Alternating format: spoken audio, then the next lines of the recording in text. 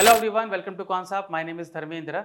आज मैं बात करने वाला हूं कि कमिंग वीक्स में निफ्टी क्या हो सकता है। कुछ हम डेटा को रीड करेंगे और देखेंगे कि निफ्टी को किस तरीके से मैं एनालाइज करता हूं और आप भी इसी तरीके से निफ्टी को एनालिसिस करके आप अपना एक व्यू बना सकते हैं। ठीक है, अभी कुछ ही दिनों में आपने देखा है कि निफ्टी ड्रास्टिकली काफ़ी नीचे यहाँ पर आया हुआ है और लोगों को लग रहा है कि यहाँ पर ये बॉटम बना रहा है और मुझे यहाँ पर इसको परचेस करना चाहिए। और कई लोगों को ये भी लग रहा है कि यहाँ से ये नीचे जा सकता है और उसके मुताबिक मुझे अपना पोजीशन बनाना चाहिए। तो चलिए देखते हैं कि यहाँ पर डेटा क्या कह रहा है कि निफ्टी क्या हो सकता है। ऑलराइट, तो लेट्स गो। यहाँ पर आप देखिए, जब मैं निफ्टी की मैं बात कर रहा हूँ यहाँ पर, तो कुछ डेटा पॉइंट्स है जिसको मुझे कंसिडर करना है। तो यहाँ पर देखिए, मैं आपको फ्यूचर डेटा में बताऊंगा कि फ्यूचर डेटा क्या कहना चाह रहा है। फिर मैं आपको यहाँ पर थोड़ा पीसीआर बताऊंगा, क्योंकि दोनों, एक ये फ्यूचर डेटा बता रहा है, ये ऑप्शन के डेटा के हिसाब से बता रहा है कि ऑप्शन डेटा क्या कह रहा है। ऑलराइट, और यहाँ पर मैं एक और चीज ऐड करना चाहूंगा कि जो ओपन इंटरेस्ट है उसको किस तरीके से देखा जाए, ओपन इंटरेस्ट को बताऊंगा। और फिर मैं ऐड करूंगा कि जो पार्टिसिपेंट्स डेटा है वो यहाँ पर क्या कहना चाह रहा है। ऑलराइट, सभी का मैं कहूंगा कि सभी का जो इनपुट बहुत इंपॉर्टेंट होता है, चाहे फ्यूचर डेटा ले लो, पीसीआर ले लो, या फिर आप यहाँ पर जो open interest and participant data, सभी का बहुत ज़्यादा मैं कहूँगा कि इंपॉर्टेंस है। और उसी के बुनियाद पर हम देखेंगे कि निफ्टी यहाँ पर क्या कहना चाह रहा है और निफ्टी किस तरीके से यहाँ पर परफॉर्मेंस कर सकता है आने वाले दिनों में। तो यहाँ पर चलिए हम चलते हैं पहले कॉन्सेप्ट एप्लीकेशन पे, और यहाँ पर हम पहले चार्ट में जाके देखेंगे कि निफ्टी फिलहाल कैसा चल रहा है। तो यहाँ पर मैं इसको 1 आवर का टाइम फ्रेम हम ले लेते हैं और यहाँ पर हम इसको ज़रा रीड करने की कोशिश करेंगे कि निफ्टी किस तरीके से परफॉर्मेंस यहाँ पर दिया है। ओके, तो ये देखिए, एक यहाँ पर एक जोन ऑलरेडी मैंने यहाँ पर बनाया हुआ था पहले से कि एक ट्रैप जोन है, क्योंकि इसके बीच में आप देख सकते हो कि निफ्टी काफी लंबे टाइम के लिए इसमें फंसा हुआ था। अगर ये ट्रैप जोन आप थोड़ा सा पीछे भी अगर आप जाके देखेंगे तो इसमें पहले भी यहाँ पर फंसा हुआ था। अगर इसको मैं डे टाइम फ्रेम में करता हूँ तो वहाँ पर आपको देखने को मिलेगा कि किस तरीके से ये ट्रैप जोन बना था। ऑलराइट, यहाँ पर आप देख सकते हो कि ये डेली टाइम फ्रेम है। इसमें आप देख सकते हो कि यहाँ पर भी निफ्टी एक बार ट्रैप हुआ था, इधर भी हुआ था और यहाँ पर भी है।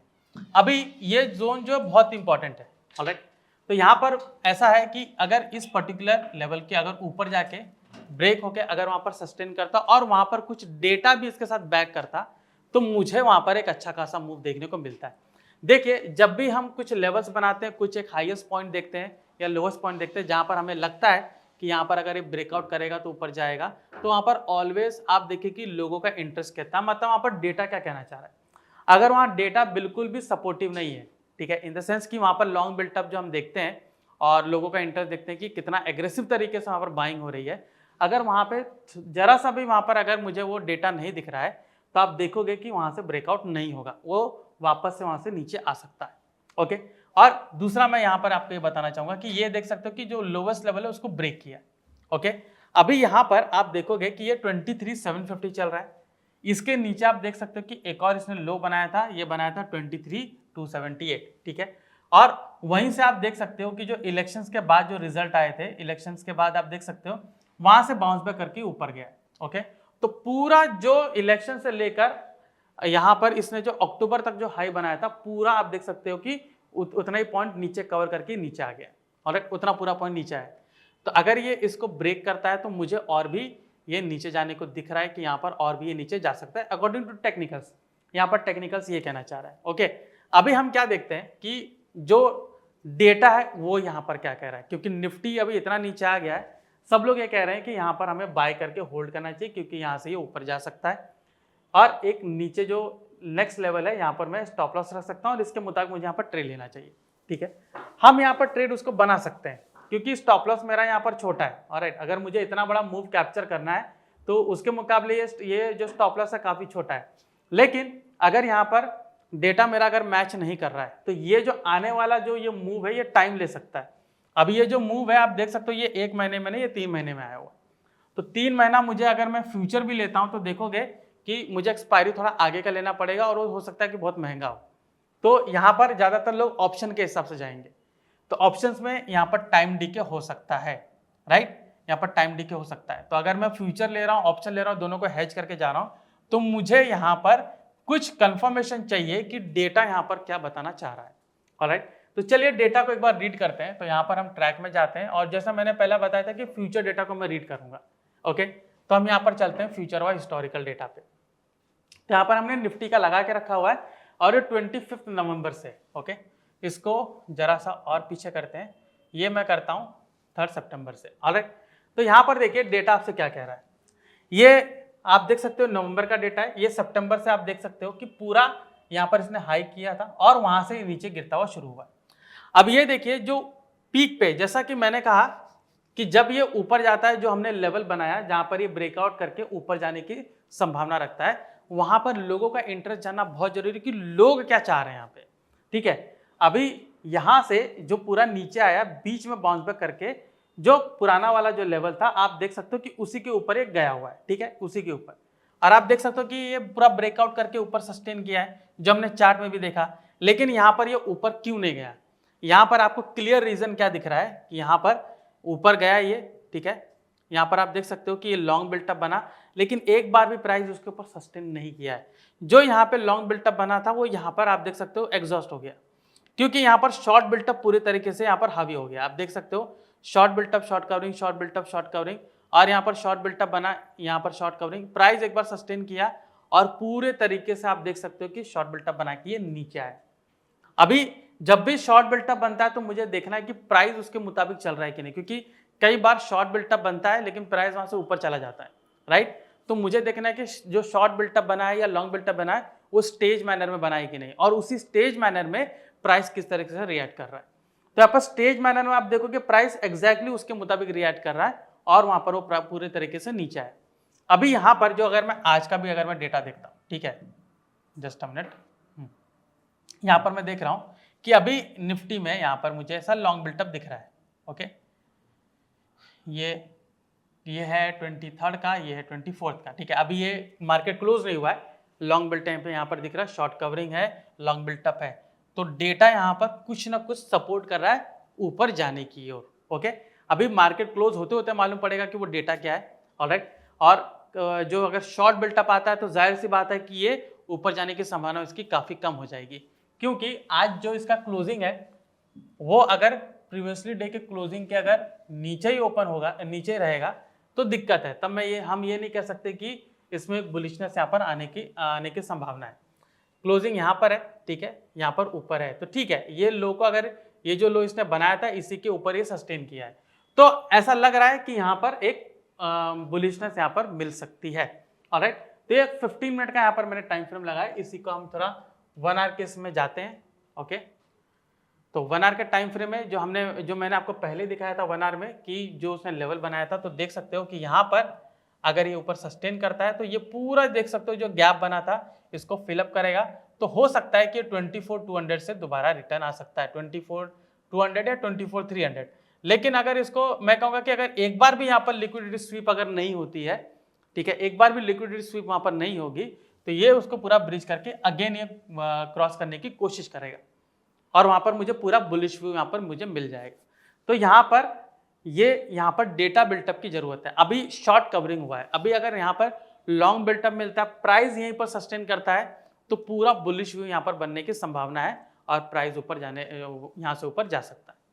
अभी चलते हैं फ्यूचर डेटा, मैंने यहाँ पर देखा, अभी एक बार पीसीआर डेटा को देखते हैं। ऑलराइट, सो यहाँ पर एनालाइज में जाएंगे और हम ओवाई पीसीआर हिस्टोरिकल को चेक करते हैं।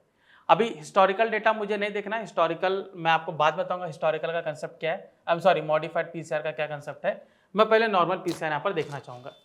अभी आप एक चीज़ यहाँ पर देखिए कि यहाँ पे जो हमारा पीसीआर है, ओके, यहाँ पे 1 क्रॉस किया था, ठीक है, आप देख सकते हो 1 इसने क्रॉस किया था ऑन 22 नवंबर, ठीक है, 1.19। तो पीसीआर का डेटा हम सब जानते हैं कि पीसीआर अगर 1 के ऊपर होता है तो वहाँ पर बुलिशनेस होना लाजमी है, ठीक है, और पीसीआर वहीं पर अगर 0.7 के नीचे होता है तो वहाँ पर मुझे पूरा बेरिशनेस मिलता है। तो यहाँ पर मैं क्या देखना चाह रहा हूँ कि जो 0.7 से 1 के बीच में पूरा ट्रांजिशन पीरियड होता है, इसमें हम कुछ अंदाज़ा नहीं लगा सकते हैं कि मार्केट किस तरफ हो सकता है, तो हम वहाँ पर कोई ट्रेड भी नहीं बना सकते हैं और हम वहाँ पर हम कोई व्यू भी नहीं बना सकते। यूजुअली हम व्यू कहाँ बनाते हैं, 1 के ऊपर या 0.7 के नीचे। तो यहाँ पर आप देखिए कि 22 नवंबर से आप देख सकते हो कि 1.19, तो पूरा बुलिश व्यू बन गया। वहां से आप देख सकते हो जो प्राइस था 23,886 प्राइस देखिए कहां पर गया, 24,300, 24,700 पूरा हाई किया इसने। ओके, 24,700 का हाई किया। उसके बाद आप देख सकते हो कि प्राइस जो है 2447 मतलब 17 दिसंबर को वहां पर नीचे आया। ऑलराइट, क्योंकि 0.7 के नीचे तब से लेके अभी तक डाउन ट्रेंड है। अभी जैसे मैंने कहा कि 0.913 ये ट्रांजिशन पीरियड है, यहाँ पर अभी भी बुलिशनेस नहीं है। तो अगर ये 1 के ऊपर जाके सस्टेन करता है वहां पर जाके, तब मुझे मालूम पड़ेगा कि यहाँ पर बुलिशनेस आ सकती है।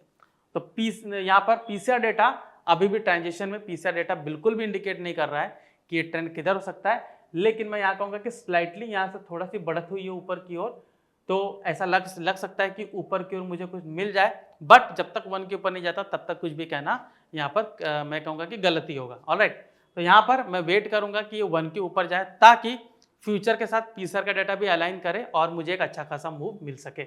ओके, तो ये हो गया पीसीआर का डेटा। अभी जैसे मैंने कहा कि इसी के साथ साथ मैंने एक और यहाँ पर लिखा था कि ओपन इंटरेस्ट को हम देखेंगे।